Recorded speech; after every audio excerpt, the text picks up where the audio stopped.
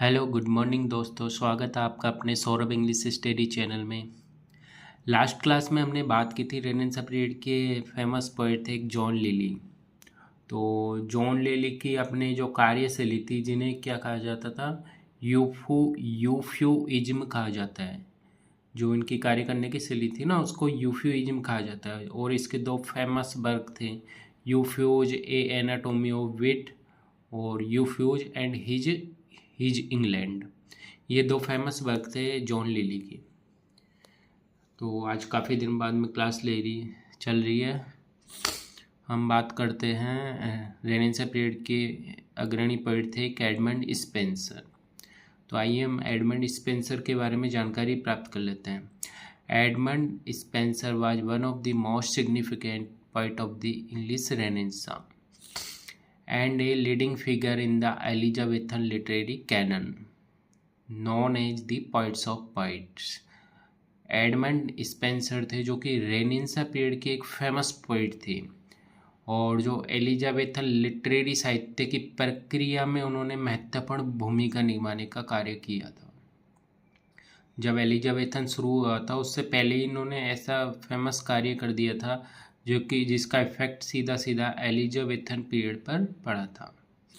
इसलिए इन्हें क्या कहा जाता था, पोइट्स ऑफ पोइट्स, कवियों का कवि कहा जाता था।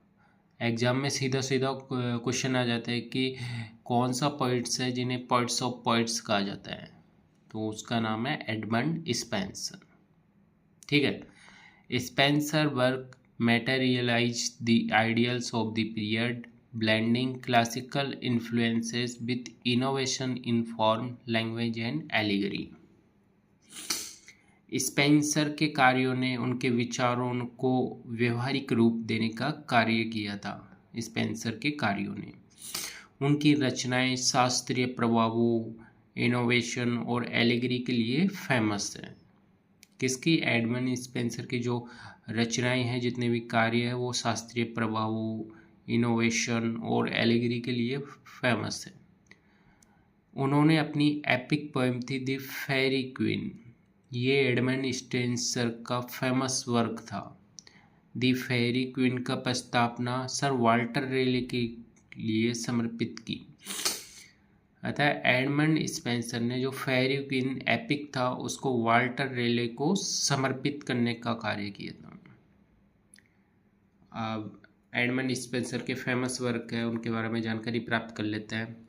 एडमंड स्पेंसर का जो फेमस वर्क था तो वो फेरी क्वीन ही था, जो कि 1590 में एस्टेब्लिश हुआ था, इन्हें पब्लिश किया गया था।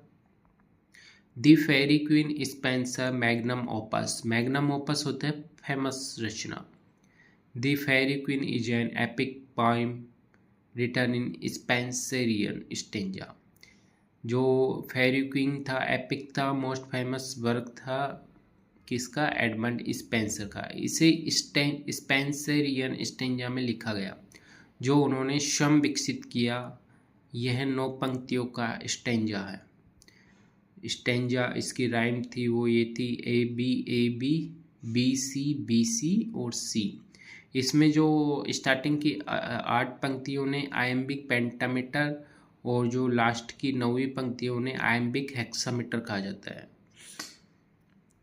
थीम देख लेते हैं अब किसकी, जो एडमंड स्पेंसर ने जो फेमस इसकी एपिक पोएम थी द फेरी क्वीन, इसकी थीम, यह पोएम एलिजाबेथन इंग्लैंड और प्रोटेस्टेंट मूल्यों की प्रशंसा करती है। कौन प्रशंसा करती है? फेरी क्वीन। यह एलेगोरिकल है जिसमें विभिन्न गुणों, पवित्रता, संयम, न्याय का प्रतिनिधित्व करते हैं। हालांकि स्पेंसर ने इस एपिक को 12 बुक में पूरा करने की योजना बनाई थी, लेकिन वे केवल 6 बुक ही इनकी पूरी कर सके थे। ये थीम है। थीम के बारे में, फेरी क्वीन की थीम के बारे में एग्जाम में आ जाता है कई बार, तो थीम भी इसकी देखना बहुत इम्पोर्टेंट है। ओके। इसकी फेरी क्वीन की जो विशेषताएं हैं इसमें हैं इसमें पौराणिक कथाएं, शूरवीर रोमांस और नैतिक दर्शन का समावेशन है। यह क्वीन एलिजाबेथन को समर्पित है। जो फेरी क्वीन जो एपिक है ना, वो क्वीन एलिजाबेथन को समर्पित है। इम्पोर्टेंस, फेरी क्वीन का इम्पोर्टेंस, यह रेनेसां लिटरेरी का एक मील का पत्थर है जो शेक्सपियर जैसे कवियों को प्रभावित करता है। तो फेरी क्वीन देख लिए अपने। मोस्ट फेमस एपिक वर्क है किसका? एडमंड स्पेंसर का। एडमंड स्पेंसर को क्या कहा जाता है? Poets of poets. ठीक है। सेकंड वर्क है एडमंड स्पेंसर का, एमोरिटी एंड एपिथेल्मियन। तो ये देख लेते हैं एमोरिटी क्या होता है। यह 89 सोनेट का संग्रह है। 89 इसमें सोनेट है जो स्पेंसर के अपनी दूसरी वाइफ थी जिसका नाम था एलिजाबेथन बोयल के लिए प्रेम को व्यक्त करता है। यह पेट्रार्चन सोनेट से प्रेरित है। एमोरिटी इसकी जो दूसरी पत्नी थी एलिजा बोयल के प्रेम के लिए, उसके प्रेम को व्यक्त करने का कार्य करता है एमोरिटी। और एपिथेल्मियन है, यह एक वेडिंग ओड है, विवाह गीत है जो उनकी शादी का उत्सव मनाता है। यह रेनेसां की लिरिकल पोएट्री का एक उत्कृष्ट उदाहरण है।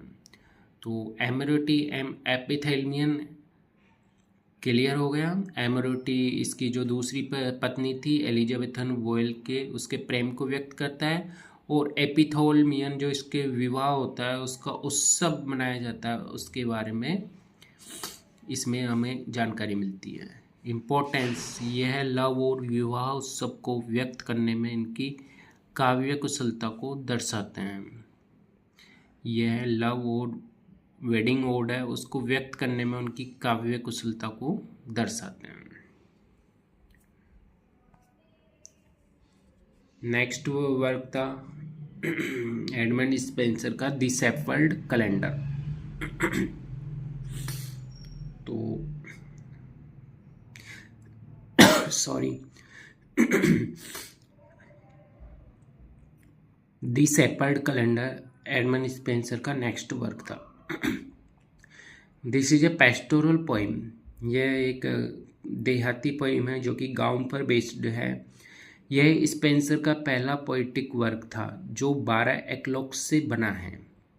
यह पेस्टोरल पोइम है जो ग्रामीण जीवन, प्रेम और प्रकृति को दर्शाती है। इसमें धार्मिक और राजनीति मुद्दों पर रूपकात्मक टिप्पणियां हैं। यह सर फिलिप सिडनी को समर्पित है। जो दी शेफर्ड कैलेंडर है ये फिलिप सिडनी को समर्पित है।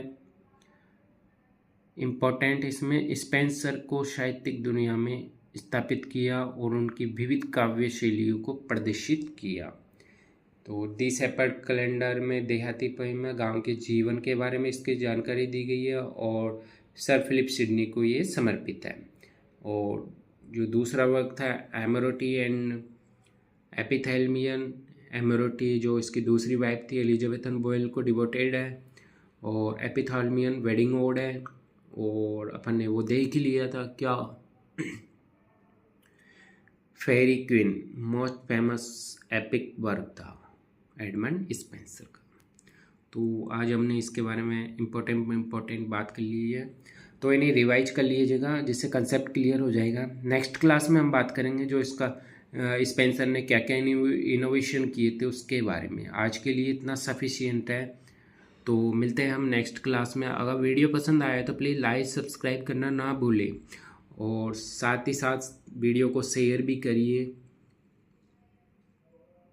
ठीक है दोस्तों, मिलते हैं नेक्स्ट क्लास में। Thank you for watching. और जो भी आपके डाउट्स हो तो प्लीज़ कमेंट बॉक्स में आप टाइप कर दीजिएगा। थैंक यू दोस्तों, बाय बाय।